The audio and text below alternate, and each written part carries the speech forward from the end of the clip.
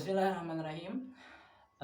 Di sini siapa yang punya anak kecil atau anak remaja, mungkin kita melihat mereka masih anak-anak ya. Bahkan memang sebagai orang tua selalu melihat anak kita selalu seperti anak kecil gitu ya. Padahal ada momen-momen yang perlu kita ketahui bahwasanya perlu kita menjadikan anak kita itu atau memproyeksi anak kita itu sebagai pejuang Islam ya. Membentuk kepedulian anak kita, remaja muslim terhadap persoalan umat itu penting banget ya. Maka kita harus menyadarkan kepada anak kita bahwasanya mereka merupakan muslim, bagian daripada tubuh umat.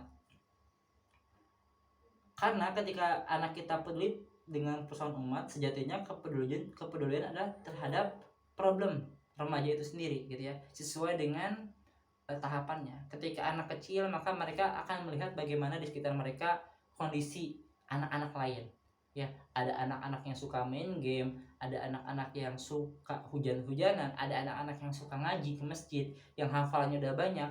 Maka anak kita diajak untuk berdiskusi ya terhadap terhadap isu-isu yang ada di tengah mereka gitu ya, sehingga mereka diarahkan terhadap yang baik ya.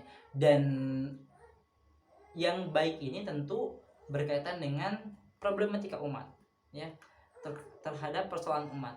Maka mereka memberi kontribusi di kalangannya, remaja di kalangan remaja, anak-anak di kalangan anak-anak, anak SMA, anak SMP sesuai kalangannya, sehingga mereka memberikan kontribusi sesuai dengan tupoksi mereka, sesuai porsi mereka ya. Dan mereka menjadi anak atau remaja yang kontributif terhadap persoalan umat ya. Maka tugas kita sebagai orang tua adalah mengajak diskusi soal persoalan umat bersama remaja. Dan dan solusi yang kemudian menjadi atau disampaikan kepada anak kita adalah tentang Islam. Islam kafah adalah solusi persoalan umat ya, tentang bagaimana remaja yang suka main game kok bisa.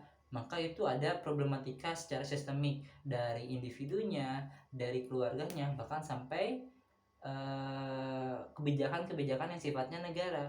Maka ini hanya bisa dituntaskan dengan solusi diterapkannya Islam secara menyeluruh. Nah ini yang kemudian perlu diajarkan kepada anak kita ya. Semua aspek dari tauhid, akhlak, kemudian fikih juga perlu, bahkan sampai dengan siasiun ya, siasa tentang Islam kafah perlu ditegakkan secara menyeluruh gitu, sehingga terbentuk kepribadian anak kita yang islami dan kontributif, ingin berjuang terhadap Islam.